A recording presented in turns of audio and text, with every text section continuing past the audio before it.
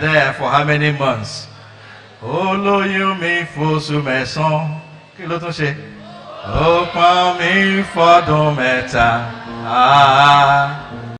Ìyá ni wúrà iyebíye tí a kò lè fowó ra. Ìyá o, ìyá ni wúrà iyebíye èyí tí a kò lè fowó ra. Mo rántí wípé olóyún mi, kí ló tún ṣe fún mi? Ní wúrà iyebíye tí a kò lè fowó. And because I'm from Ibadan, we used to have one singer in Ibadan. They call him Dauda Ikwa-Akara. Ìyá ni ìyá mi. Ṣé rántí ẹ? Ìyá ni ìyá mi, my mother. Okay, ẹ jókòó. It's with fondness that we remember mothers, because truly, and to the mothers tomorrow. I don't know how many of you were here when we started worship, when my little daughter was leading worship here. You know we have hope. We have a future. When she was, it's different to sing, and it's different for you to be able to line your songs together and string it together and make it flow and bring a message out of that. I think she has done that. So I salute you. So it was not just galloping and not ventilating. It was smooth. There was method and there was message. So we appreciate you. And when we see this as Baptists, we say yes. Ojola Yodara. Regardless of the storm, we know we have a future. So I'm supposed to share on mothers as peacemakers and igniting love. I'm supposed to do joining. And you have just read from the book of 1 Samuel. What I'll be doing this morning is an introduction.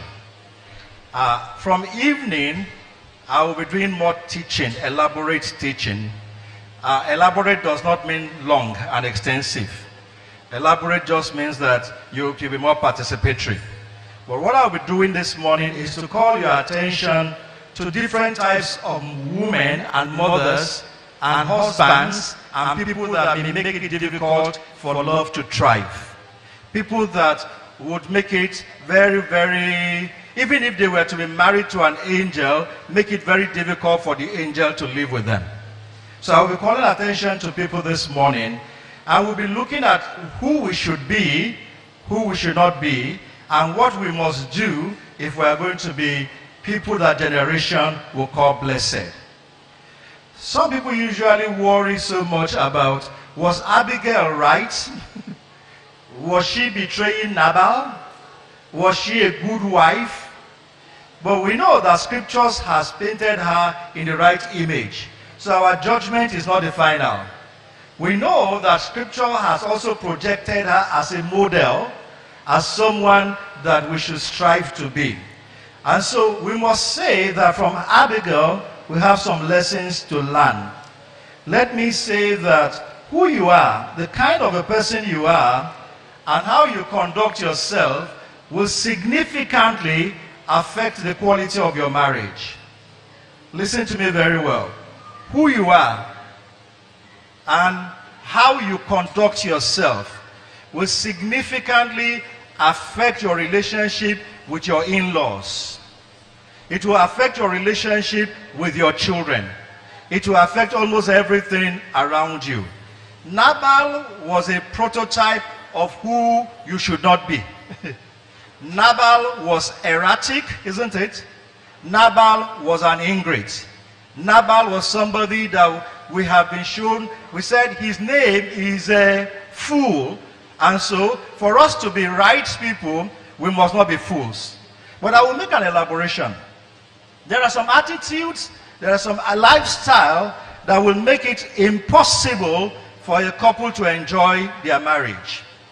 There are some tendencies that you may exhibit, that even if you are married to the right person, or you are married into the right family, you will not enjoy marriage. Listen to me very well. There are people who come to me and say, Reverend, you don't understand. My husband is very difficult. You see, my wife, you don't know her. Her mother is her problem. But as they are complaining, I also see that they are the problem. Mama, the olori buluku yeni. So who has problem? Even his own word, by his own vulgarity, is that correct? From his tendencies and his I'm above every other person, you will know that even if he were to marry another family, he will still have what? He will have problem.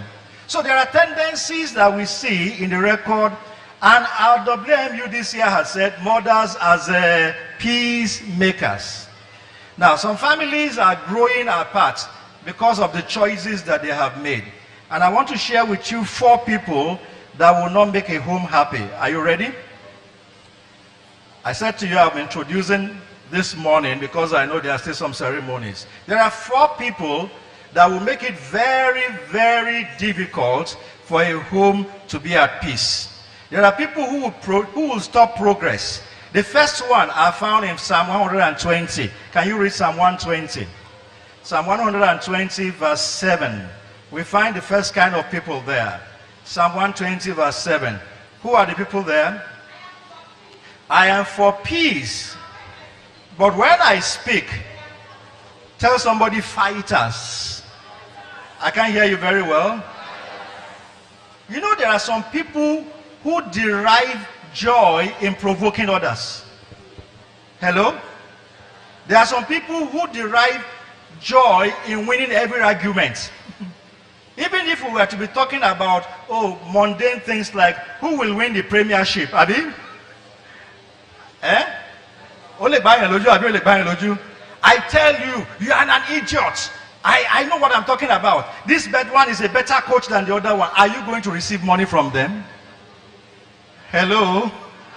Now, so there are some people who take delight in raising their voices. And I'm giving you a characterization.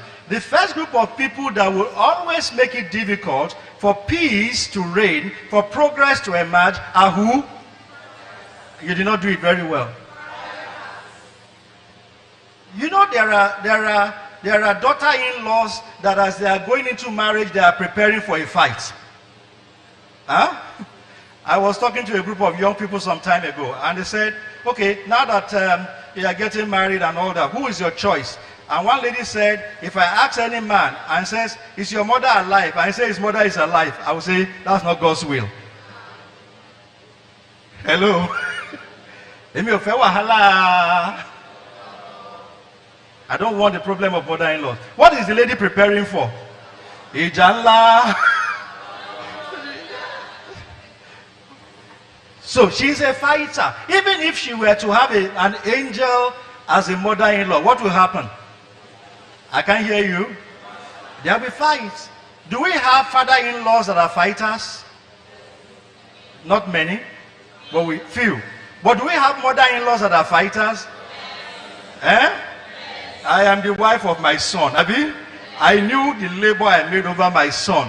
Nobody can come here and come and tell me there is no way. That person must go. Abi, if you don't go, you go fall and. So there are fighters. And what we are saying this year is that if I'm going to be a mother of generation, I must not be a fighter that is a warmonger. If I will ever fight, is that I fight on my knees. Are we together?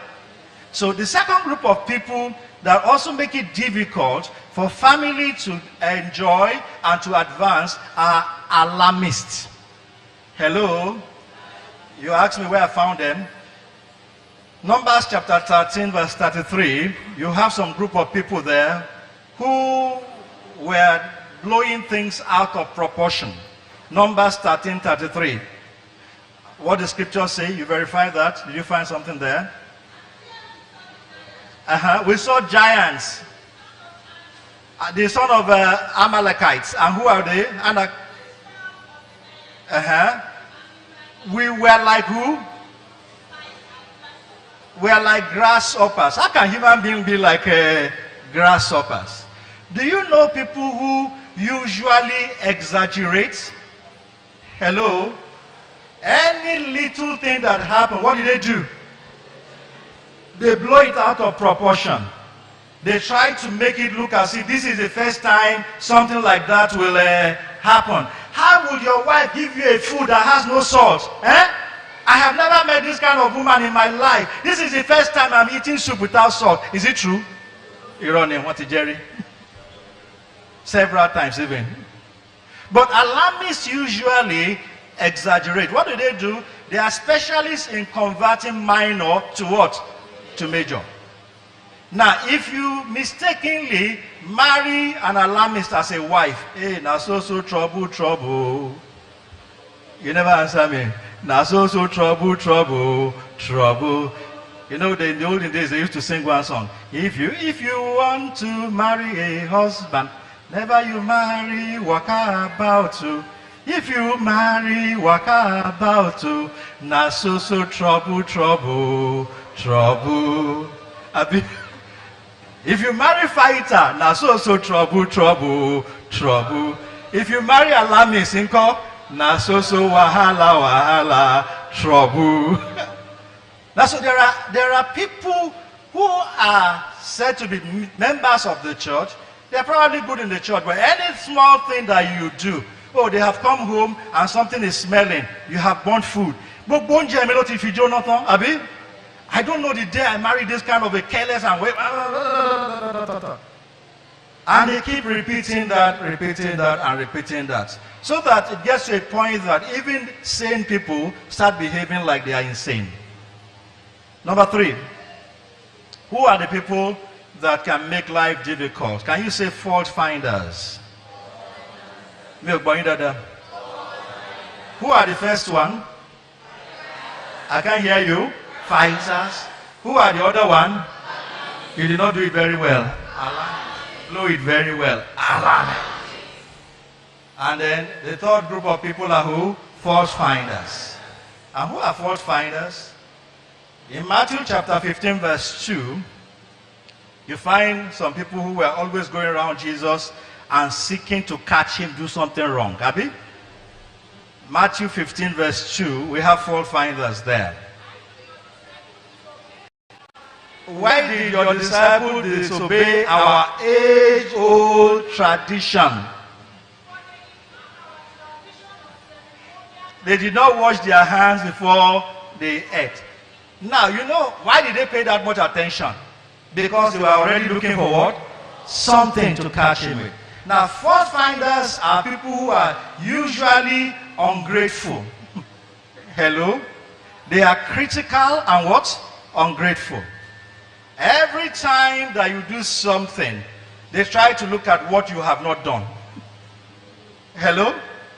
They ignore the efforts that you have made. They forget to commend you for the correction that you have taken that they made yesterday. What did they do today? They come back with another set of law.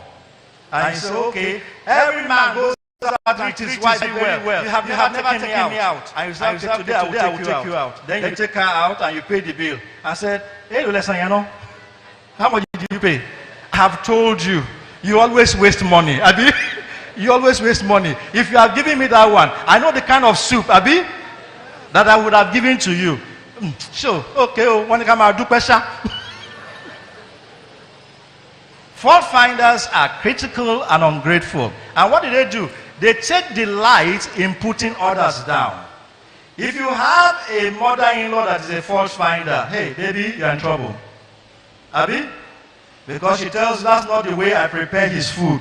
I remember when he was 2 years old, I used to prepare food like this is for him. So go and warm it again. Take the food back, go and warm it. Allah shade you. Abi?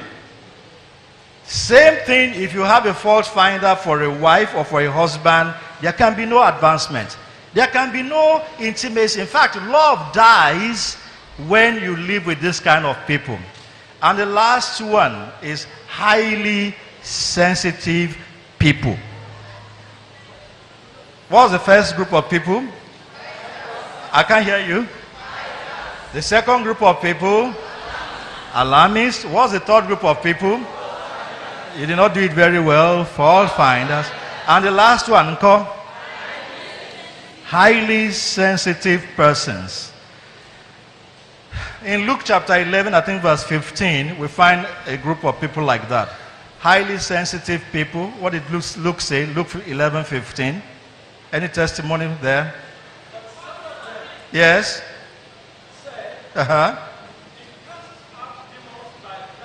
They cast out demons by Beelzebub, the ruler of whatever. Now, highly sensitive people are those who attribute whatever you do to a different intention. When you do good, hello, they were not looking at the fact that demons were being casted out. What were they looking at?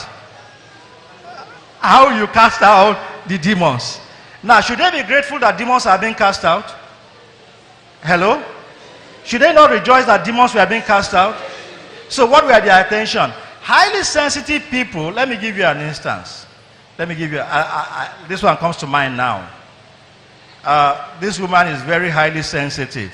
Her mother-in-law visited her. And the day the mother-in-law visited, because she had always had an aversion, that was the day she heard that something was moving in the roof.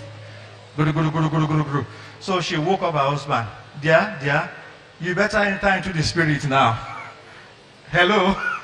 I have told you, all your village people are what? They have come for you. Can't you hear it in the... But I could tell one only, you woman, sit down there. I told you your mother should not come. Hello? Highly sensitive people are those who attribute anything that happens. Maybe there is a malaria that one child just gets teething problem. And because someone had visited their home, who is the cause? I can't hear you. Now, highly sensitive people are too picky, they are moody, they are unpredictable. When you do good things, they wonder why they're good. When you don't do good things, they raise questions. Have you met highly sensitive people? Huh? How do we do highly sensitive people? Let's do it with some waves, Lori, Abby. The first one is who? Fighters. The second one is who? I can't hear you. And the third one is fault finder. And the last one is... So who are we supposed to be if we want a godly family? Who are we supposed to be if we want generation to celebrate us? Who are we supposed to be if we want to positively impact others? Go to Psalm chapter 34. Psalm 34. Can somebody read verse 14 for me? Psalm 34 verse 14. What kind of a person should I be? Turn away from evil and do good. What did he say? Search for peace and work to maintain it. Hello, mothers, are you hearing? What did the Bible say to you there? Search for peace and do what? And look for a way to maintain it. Now, that's from Psalm. Let's go to Romans chapter 12. Romans chapter 12. Romans chapter 12 verse 17. Do not pay evil for evil. Go to verse 18, sir. 18. Correct it there. Verse 18. If it is possible, as long as it depends on you, live what? Peaceably with all men. In Psalm 34, he says, seek peace, Abi, and work to maintain it. And in Romans chapter 12, verse 18, he said, as long as it depends on you, be at peace with all men. Tell somebody, be peaceable. I can't hear you very well. So let's look at the characters now. Don't be a fighter. Don't be an alarmist.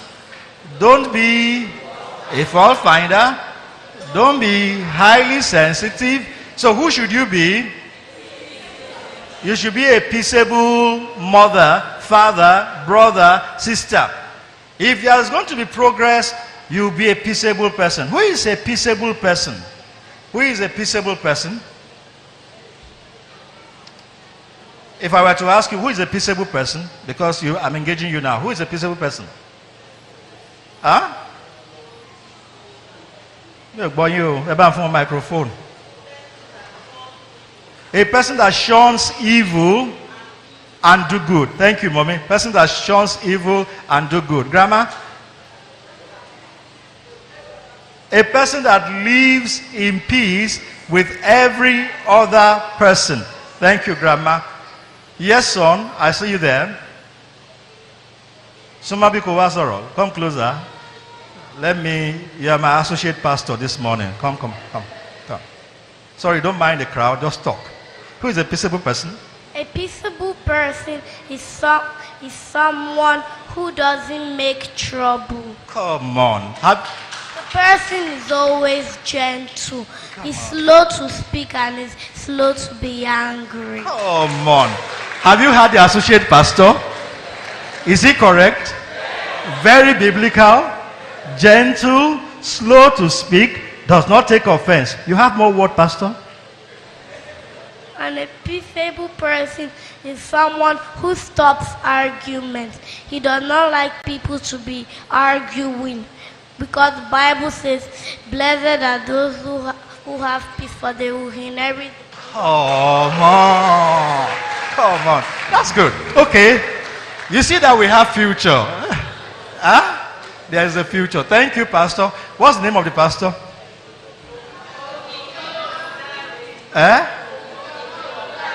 Okay. Okiki Ola Ogundare. Okiki Ola. Okiki Yemama Konkiri. Okiki Yemama Konkiri. Okay, so he has summarized what it means to be peaceable. A peaceable person endures and sacrifices in order to transform lives. Listen very well. A peaceable person is not necessarily concerned about who is right and who has won the argument. A peaceable person is concerned about what is the state of our affairs. Because a peaceable person says, I am looking at the whole, I'm not looking at the parts. I am not seeking to win an argument and lose my wife. Are we together? So a peaceable person has a broad perspective. So he makes sacrifices.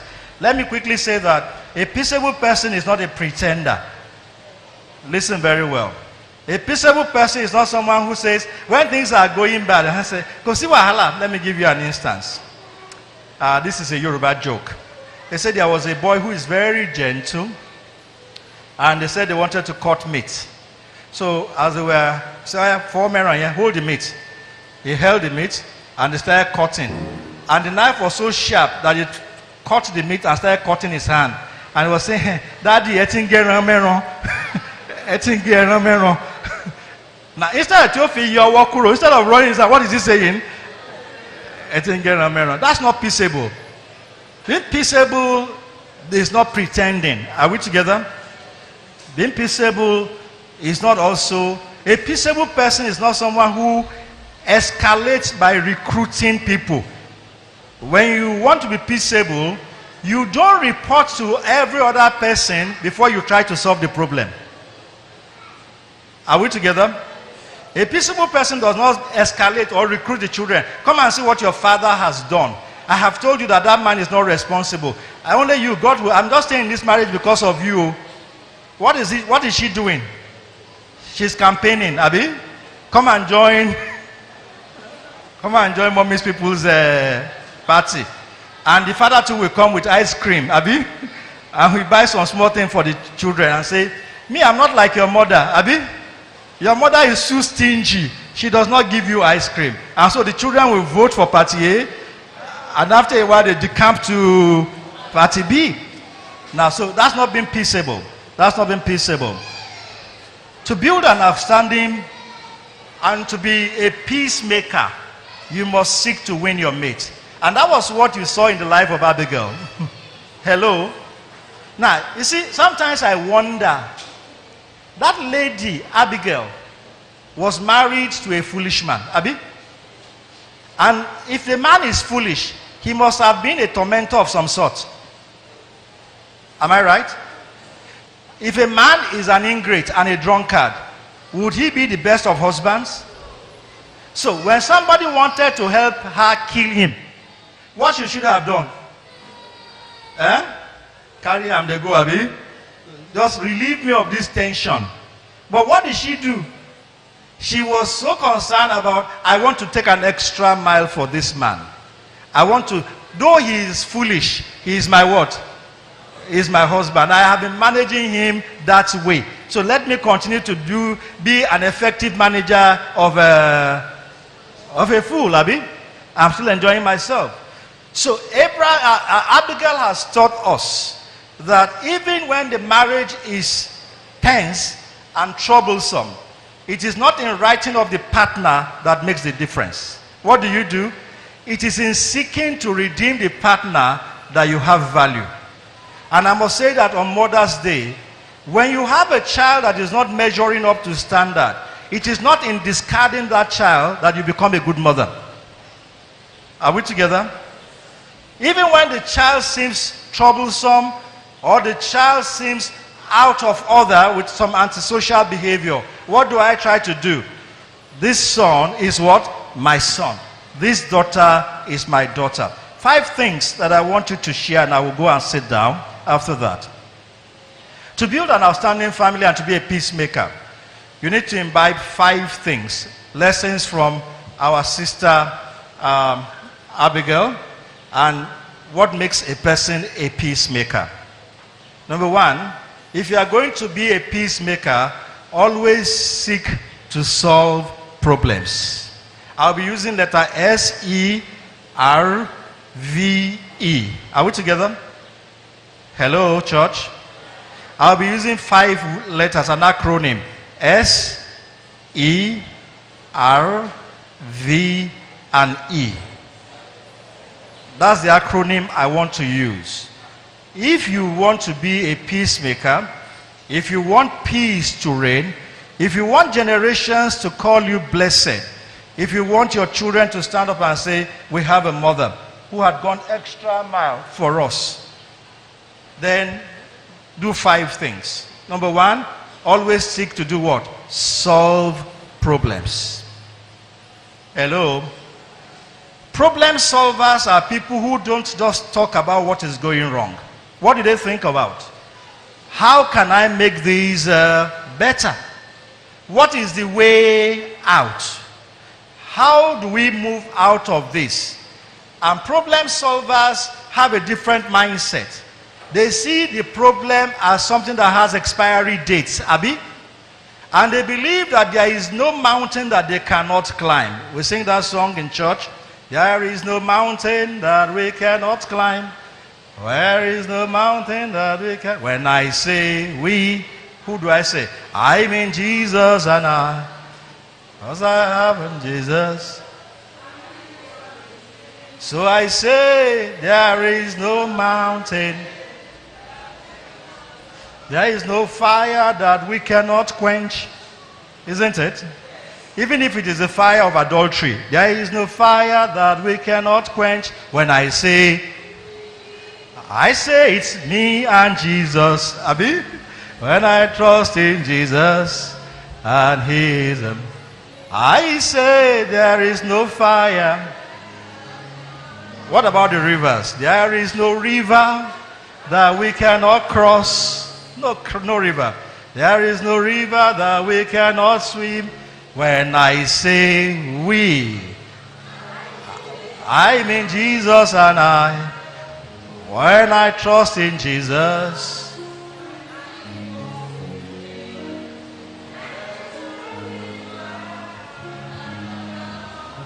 So a mother that is a peacemaker says, okay, my son has married this kind of a woman. What is the way out? What do? Solve problems. My daughter is having this measure of challenges. The problem is not taking her out, Abi. It is in working it through. It is in converting the obstacle into a stepping stone. It is in working on that. So peaceable people solve problems. What's the second thing that they do? They encourage. The ministry of encouragement. You know, there is a power in encouraging. Encourage is a fusion of two words, isn't it? And what? Courage. And the N is what? Pouring. So it is when you say you are encouraging, what are you doing? I am pouring courage into someone who without me would have stepped back. And I'm grateful that I was surrounded by encouragers. My mother has gone to glory. But my mother was a passionate encourager of her husband. My father earned very little.